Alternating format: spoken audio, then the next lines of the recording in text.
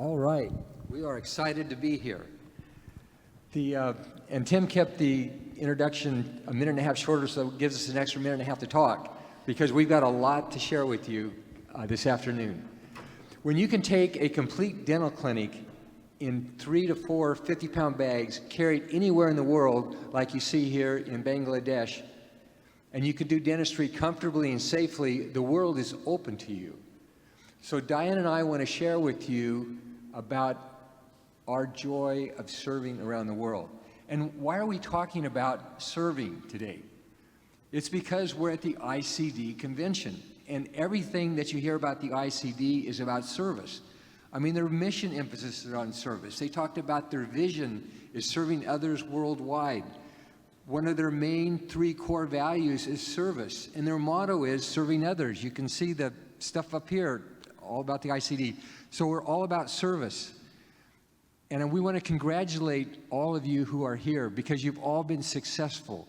But to really be significant, you have to serve, because our true joy and happiness comes not from wealth and possessions, but it comes from serving and from giving. And that's what we want to talk to you about today. And you don't have to go overseas to be significant, although it's kind of transformational, and we're going to talk about that a bit. We published and did doctoral dissertation to find out what are the benefits that you, the giver, gets for serving, because there are a lot of benefits that we get from serving. And we looked at 6 developmental areas, the holistic person, which are depicted in that hand. It was published in JADA, because it's never before really done research with total analysis, and it was also published in Dental Abstracts. So what we want to do is go over those 6 areas and kind of give you some stories and an idea of what's going on. But Diane and I are going to tag team this, and she's going to cover the first couple. Okay, well, the first one in the research that came out as the most important benefit was the emotional.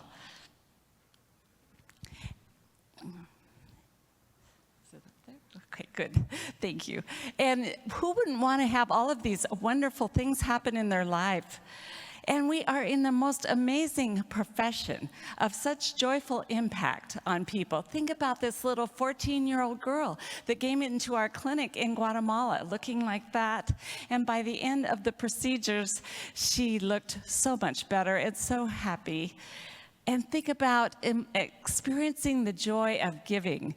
We were in India, and these children came running up and said, "We have a show for you," and they sang and danced for us. And then we went all the way out, across country, in old Soviet vans, across Mongolia from the capital of Ulaanbaatar. And we ended up out there in the corner with China and Russia and Mongolia. The commander at the military institution we went to gave Bob this Siberian wolf pelt that he had shot himself. How joyful is that? It's a precious, life-transforming thing to go. We work for hugs, you know, and there we are having a hug line with all the children in Guatemala. This dental couple was on their first trip ever in Mexico, and were so touched when the government gave them certificates of appreciation for coming. It was a wonderful thing. Now, another aspect is the social dimension. Oh, it's so fun to go out with a special diverse team, but then think of the locals that you get to help, and it makes it a blessing. It becomes a family affair, hopefully. It's so much better if you can take your family. This orthodontist in the burgundy scrubs, his wife had never worked for him. She's in the black outfit. And they had such a great time, she started working in his office at home. It was just, and their daughter is 10 years old down below there. And she got in our newspaper at home, gathering all of these stuffed animals and having a little toothbrush stand, and then she played with all the local kids in between. What a joy.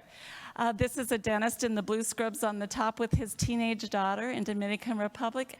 Now this story with the dentist in the purple scrub tops below in Kenya. Her husband was a Ford executive, never planned to work with her. He went in because she didn't have an assistant. He's never left her side. He said, I never knew how hard my wife worked or what good she does. This is absolutely amazing. The cross-cultural immersion is just wonderful. We were in Mongolia for their kind of, quote, Olympics. It's their Nadam, very exciting. In Moldova, this couple sitting on the couch in the middle, we didn't have hotels in that little village, and so they put us up in a little Soviet high-rise apartment. Now, we were very different political ideologies. You can only imagine this American military officer in with them. But we were able to bridge that whole. And now they're friends. We go to Swaziland with all the young people that we can because there's so many young people around the world. He's juggling for these children. What an amazing experience, as well as in Albania. These were our translators. And we had such a special bond. They wanted to do something for us. Well, what American doesn't like a barbecue, they thought. So they took us out to the forest and barbecued for us. It was a joy.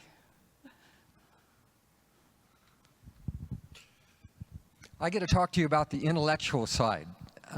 As dentists, we can really appreciate this. And the world is a book, and those who only read one page don't see the world. But look, when you turn the pages, all the amazing things that can happen.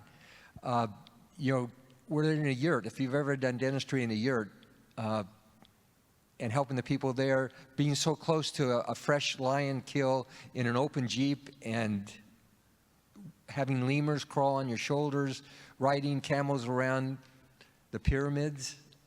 Diane, she's brave enough. She was holding this live Nile crocodile. I wasn't brave enough to do it. We had to chase crabs out of our dental clinic because we're so close to the beach. You never know when you're going to eat, what you're going to eat, and how you're going to eat sometimes, or where you're going to sleep. So, going on a trip is full of adventure and wonderment. And the professional exchange of information that you get when you travel is amazing. We often work with the local dentist, and this dentist from Uruguay came just to check us out and learn from the Americans, and he started helping us out, and now he's doing outreach ministries because he saw how he could do it with the portable equipment. On the upper right, we have a couple physicians. We go often with medical teams, and they're doing water purification. The picture on the lower left, we're four-wheeling through the bush in Africa, in the Maasai country. And from the time that we got there until we had 6 patients in the chair was 45 minutes. So you can do dentistry anywhere, set it up rapidly with an experienced team. And here we are in Nepal on the 3rd floor roof overlooking the Himalayas with an eyeglass team. Eyeglasses and dentistry really works well together. Leadership and mentorship. We have lots of opportunities where we take dental students and other young people on missions, and they learn the heart of service, and they learn about helping people. And it's not just all about them. We train non-dental people where there are no dentists. And this seems like, how can you do that when it takes 8 years of dental education? Well, in South Sudan, there were refugee camps that stretched as far as you can see. There's 100,000 people in this camp. They'd been there for 5 years and never been a dentist. In 1 week, we're training them to take teeth out so they can help their people. On the right, the young man that I trained in Uganda, his closest dentist where he was working was 60 miles away. People don't travel more than a few miles from where they were born. He took out 1,000 teeth in the first year with 1 week of training. These are opportunities that you can go on. We always want to teach prevention. They don't know why their gums are bleeding. They don't know why they're getting caries. So this is an important part of what we do. And the lower right, they're brushing their teeth with little twigs that they chew and they turn bristly. And so in Africa, you do as the Afrikaners do. Teaching sterilization. You'll be surprised how many people in the world do not sterilize. They think cold disinfecting is the best that they can do. And so we're often helping people do sterilization because you can do it in just a matter of minutes with a simple pressure pot. The dentist on the upper right picture in the dark suit coat, he came to be our interpreter at a Habitat for Humanity build, and we were doing dentistry because he wanted to learn from the American dentist. He did not sterilize. The second day he brought his assistant in because he said he could get a pressure pot and he could sterilize. And as we're doing in South Sudan in the refugee camp. Now the physical dimension is, Diane and I say, serving others is the hardest job I've ever done because you have to be fit to serve and to go outside of your comfort zone, and so it helps us stay fit. For example, here we are in Uganda. The bus couldn't make it up the hill because it rained that night and it was too slippery, so I had to carry everything in a mile. In Argentina, we're relaxing at the end of the day because dentistry is hard work. And in Peru, you can see where our patients were coming from, kind of a depressing area, but you had to just work to get up there. Now, dentistry is different than medical because dentistry, we're actually touching the person. We're sticking them with needles, we're causing them to bleed, and they give us their instant trust because they're hurting, as opposed to medical, they're often giving medications out, and it's harder. So dentistry is very easy to do in the mission field, and there's really no follow-up.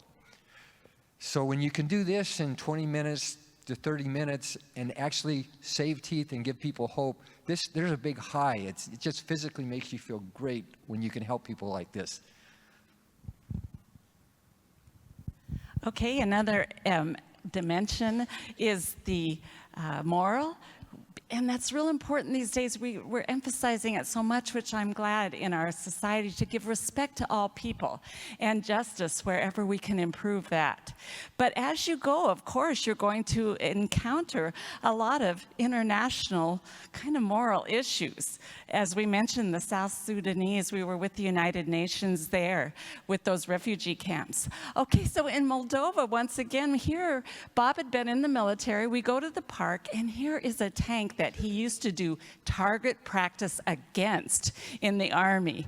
And what an ironic kind of change of events that now we were celebrating in the park with these new friends of ours, and there was that enemy tank that we had been able to overcome that and be friends again.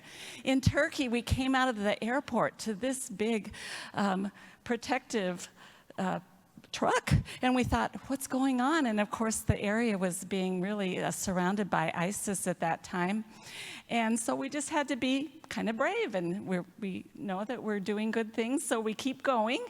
This Freedom Bridge goes from Nepal over to Tibet. It was not free, of course. We were not allowed to walk on it, so we are improving, hopefully, the tensions that are happening internationally by going.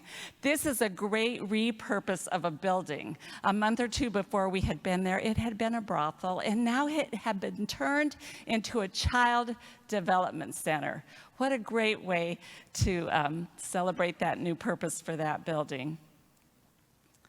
We were in Rwanda 25 years after the genocide. There was an international celebration there. We did dentistry, and it was so amazing to see the new harmony and unity that those people had been able to overcome as they had worked together in true humanity to heal from that. Down below, maybe some of you have packed these little shoe boxes of love at Christmas time that go around with Samaritan's Purse. We were on the receiving end. We were in Egypt when these little Sudanese refugees got their boxes, so I hope you keep packing those. The before and after there in Madagascar, those children couldn't go to school because they didn't have the uniforms they needed. And so these good people were helping them, and the dental clinic was up there on the top floor. So that was an amazing moral overcoming. Now, there is so much homeless worldwide, a family breakdown, that type of thing. So in 2005, here we are in the Ukraine, and it was so interesting to help these orphans. We get to go back next month. We're so excited, the end of October, because our church is going for a mission. You would think, Ukraine, huh? But, you know, they are so exhausted, and they just need the support, and they need dentistry very, very much. They've just been really destitute the last few years with the war going on. Refugees and marginalized people around the world. We had the chance to go out, unbelievably, to the corner of Turkey, the southeast corner, after the ISIS had driven the Yazidis over the mountain. And this is the sheikh standing there, and he told us, we thought the whole world had forgotten us. And here you Americans came all the way here. It was just an amazing opportunity that was kind of random for us. And there we were. And they said it was only the dentistry that got us in. They already had medical doctors from Mosul. They had their own faith, so they didn't want anything like that. But they really were desperate for the dentistry. And we could just love on those poor people that had been through so much trauma. The gypsies in Turkey also were totally marginalized. The government gave them no safety nets like we have. And so we were very excited to work with them. Now, we feel like the spiritual part is so important that we put it on the palm. It's what feeds all the other dimensions of a person. And this gives you the chance to live out your faith callings, whatever those may be. We're giving hope in the spiritual aspect of our own personalities. We went to Egypt, and we were in a different village that had very different ideologies, philosophical ideology from us. And here Bob is helping because they didn't trust us the first day to do dentistry. And so they thought we were with a Habitat for Humanity team. So we thought, we'll just build together. This is a physician up top here. And so we started to put that house together. The second day they came and said, oh, we have a lot of toothaches and medical problems. Would you do what you're trained to do? And so from that point on, we were the best friends. But it takes a little to establish trust, but that's okay. In Madagascar, we are really trying to support all of those other spiritual groups that come. So these were missionaries, and the roving blackouts were happening, which they do a lot in a lot of different countries. So Bob's looking at the kids' teeth with the flashlights. In Swaziland, this was an American physician and nurse practitioner. They were over there helping with a big AIDS project. They had 4 little boys, you can see. And lo and behold, a little girl was dropped off on their stairway out front that day. And just an abandoned little girl, but you know, what a spiritual thing that all of this is. We're giving hope and restoring faith wherever we go. We called the chaplain over in South Sudan to help this lady. In Mexico, we're working with a pastor who is helping comfort this little girl who's kind of afraid. And in India, this dental student we took made it a purpose to pray for everyone. He thought that was important. We love that idea too. Now, this is my most spiritual moment I've ever had on a mission trip. So I had cancer, and I was on my first trip back after I was healed, I feel like. And I am a 12-year survivor now. But had been, thank you, it's great. Thank you. And it had been a really hard day. I wasn't even sure that I should be back on the mission field. And I thought, what am I doing here? And even to make it worse, we were on the way home, the local driver got lost. And he said, I'm totally lost. And he took what we thought was the wrong turn. We came around the corner, and this motorcycle accident had just happened. And you can see this man's compound fracture. He's spurting blood. I mean, a minute or two later, he might have been dead. A minute or two before, we would have missed the whole motorcycle accident. 2 men were on there with these big tubs of banana moonshine. They spun out in the gravel. They were sprawled out. One of the dentists had to stitch up the chin of one man. For the first and only time ever on a mission trip, we had American paramedics with us. And they were like, game on, this is what we do. And they patched them all up. We got them on the motorcycles. And the best thing of all was I knew that I was where I was meant to be that day. That was such a spiritual moment. Thank you, Diane. These are some of the benefits. We don't have time to we studied the detractors or the challenges of doing missions, but we don't have time to go over that in the 6 dimensions. But like in Kiribati, we were denied entry into the country, so we had to be flexible. We had to fly back to Fiji, and we did a clinic there instead. In Haiti, sometimes you get so emotionally drained by the poverty there and the overwhelming need, but it matters to each one that you treat. You can't think that you're going to solve all the world's problems. One of the biggest problems with going on missions is that they don't want to leave home. They don't want to leave their spouse or their family. They don't want to leave their private practice. So take them with you, because this is a group of 18, 14 had never been on a mission trip before. We have family members, we have everybody. They've all gone back on missions. So don't be afraid to go on missions. And then a lot of times traveling is a challenge. And this is how we had to get to this little island, because there were no electricity or anything else, and we had to get there. Now, the opportunities, there's tons of opportunities. I don't have the time to go over all those opportunities, from your local practice to ICD and the foundation and everything. There's tons of opportunities out there, which we can't go over those today. But we're going to be around all day tomorrow, and this evening we can talk about opportunities and everything else. If you want to learn about how to do missions or dentistry or volunteer work, we're having a Great Commission Dental Conference October 4th and 5th in Dallas, Texas. I have information on that, but we've got over 30 speakers from all over the world, and we've never before put together all the mission dentists around the world to support each other. But that's available. If you want to know how to do portable dentistry, you want to go with any kind of organizations, we have a whole manual on how to do it. And it talks about items that are needed. And some of these items are up here, like this portable dental chair. This chair is corrugated plastic. And he says, stand, but you can stand on it and you can jump on it. And it weighs 13 pounds. The little stool is 2 pounds. The dental unit is 34 pounds.